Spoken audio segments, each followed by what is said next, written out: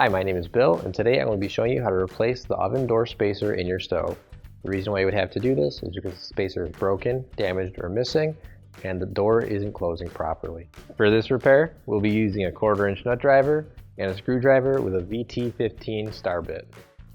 Warning: before doing any repairs, please disconnect your power source.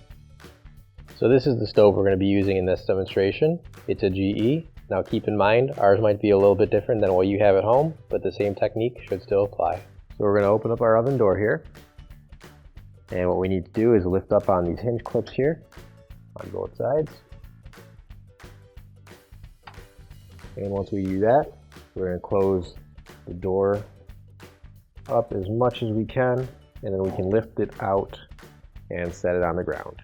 Now we're going to start with the 2 screws on top. We're also going to get the washer that goes with it.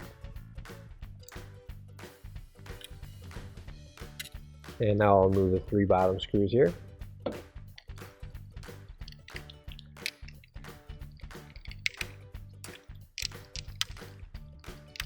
And now that we have all those screws out, we should be able to separate the 2 halves of the door.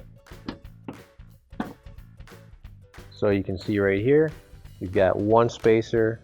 When we remove the other half, the other spacer is missing. So that could cause you to over tighten on one side. And the 2 doors could also be a little bit loose when you're screwing the other screw back in.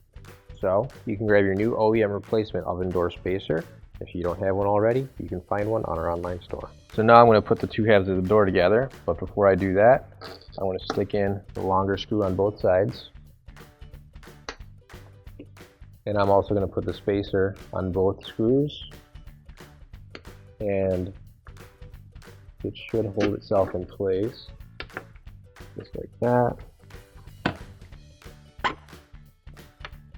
And once those are in place, snap that together.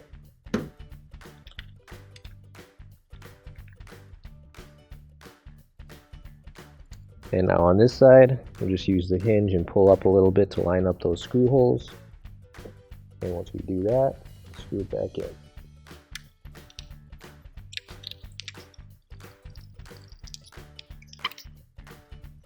And now that we've got everything screwed back together, we can put our door back on.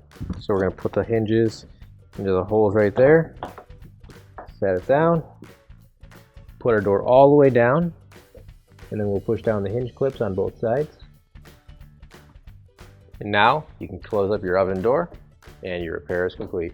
Finally, don't forget to plug in your appliance.